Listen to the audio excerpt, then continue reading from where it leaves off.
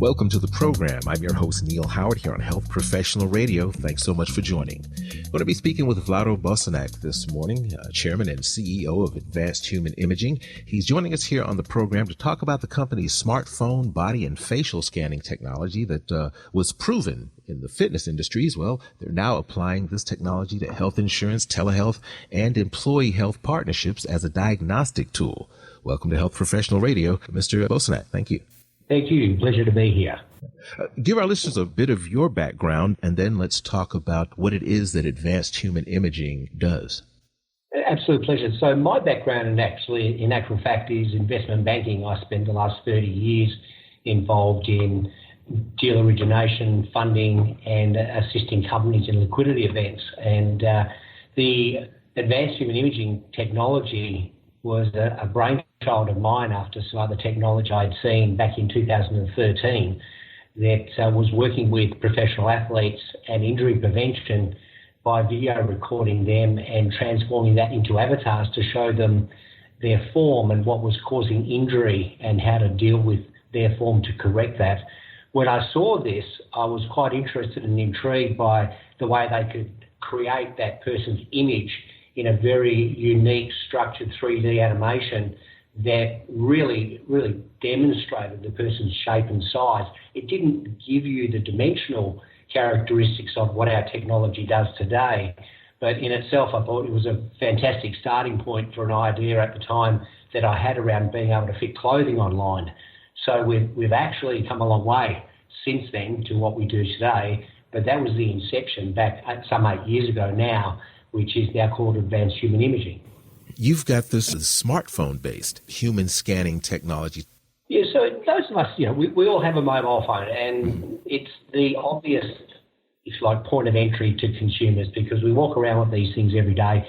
They're in our possession. We trust them. We utilise them to take our photos. We use them to shop on, and we use them to engage with our friends and messaging systems and so on. So for me, there was no better tool to actually be able to reach individuals and be able to give them these kind of technologies and what they deliver than a mobile phone. So if you like, that was always the holy grail of the delivery system that I wanted to work with was the mobile phone. And the beauty of these technologies today is they have such powerful GPUs and CPUs on them that running technology on device to do a number of things from the actual mathematical equations that need to be run through the process down to just the sheer privacy that they offer to an individual when utilising our capturing technologies on device is second to none. So people trust them, they use them, they engage with them daily, and most people pride themselves on being able to navigate their phone extremely well with the functionalities they like to use. So when we created the technology,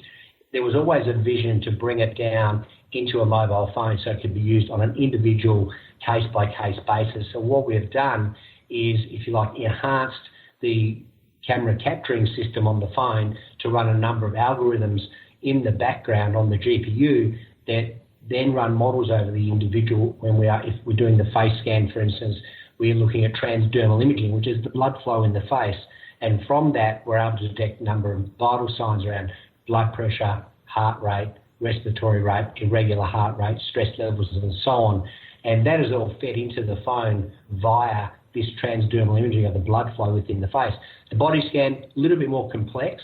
We have actually built an enormous data set that we've captured individuals around the world and used medical grade equipment to do that, to then train the algorithms that we use to measure an individual. And the important thing about our body scanning capability, again, it's captured on the phone. It is processed on the device. So those images that we use in the scans never leave the device. Mm-hmm. So the individual can use them with absolute comfort and safety in their personal images being used only on the device. And in actual fact, we delete those images at the end of the process, which is about 10 seconds long. And they get back a result which shows their measurements across chest, waist, hips and thighs in our current version, which are the main health marker spots that we use.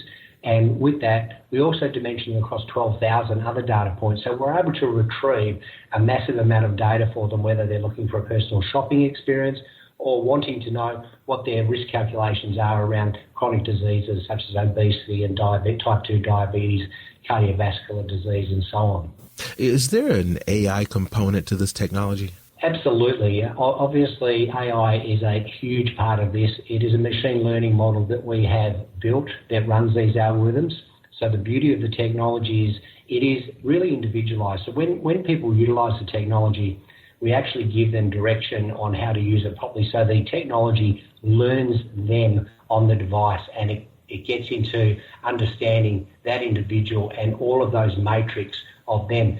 We often say to people, don't pollute that data with putting somebody else's data in there. So, if your mum or your sister or your girlfriend wants to utilise it, we say to them, listen, let them use it, but then delete their avatars out of your library so that isn't polluting that data, so that the AI is working specifically and uniquely for yourself. So it's an enormous component of this, and when you look at the way AI works these days, it is collecting data and driving data in a form where it understands and it learns from that. And what we do with this device and on device with the individual is it learns about that individual with all of this data that we're inputting at each event they use the device for.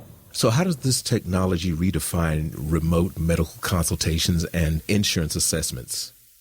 Yeah, we don't have enough time to go into that today, to be quite honest. It's that lengthy, but let me give you what I call the elevator pitch. And we're trying to be the early intervention tool at the top of the hill rather than the ambulance, if you like, at the bottom of the hill once an event has taken place. So we are an early intervention tool that gives you real, easy, usable, digestible data about your health and your position by risk scoring you across with the different partners we have. They use a red, amber, green system to show you whether the captures that we have got on your waist to hip ratio, your waist to height ratio, your blood pressure, heart rate, respiratory rate, and so on, sit in normally zones or if it sits outside of those zones.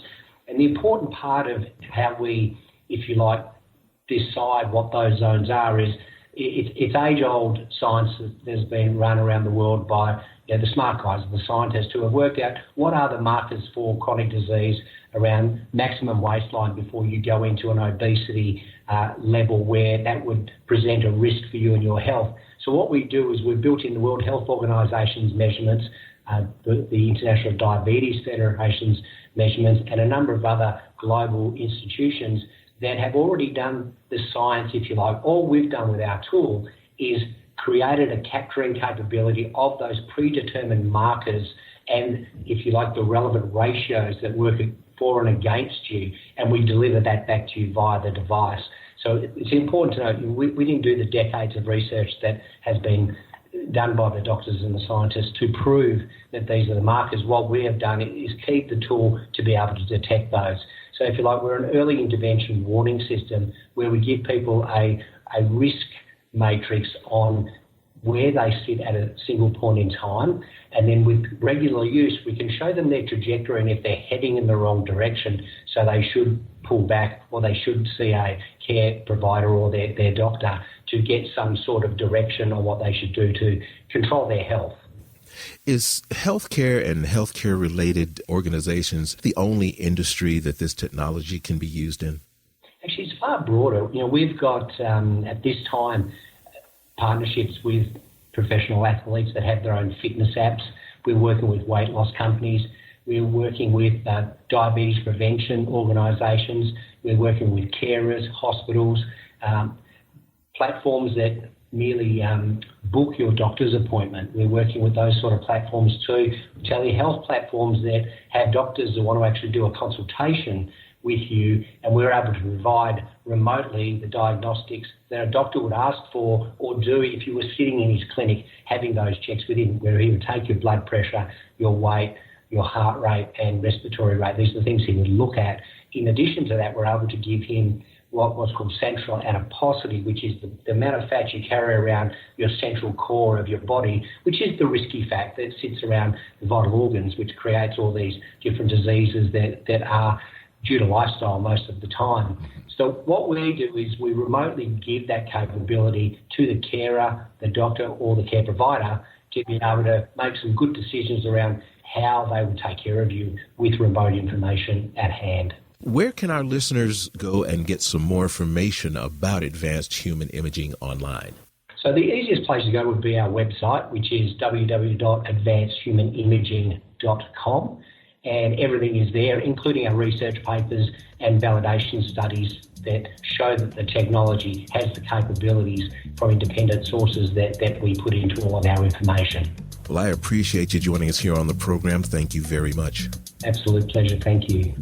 You've been listening to Health Professional Radio. I'm your host, Neil Howard. Audio copies of this program are available at hpr.fm and healthprofessionalradio.com.au. You can also subscribe to the podcast on iTunes, listen in, download at SoundCloud, and be sure and subscribe to our YouTube channel at youtube.com, Health Professional Radio.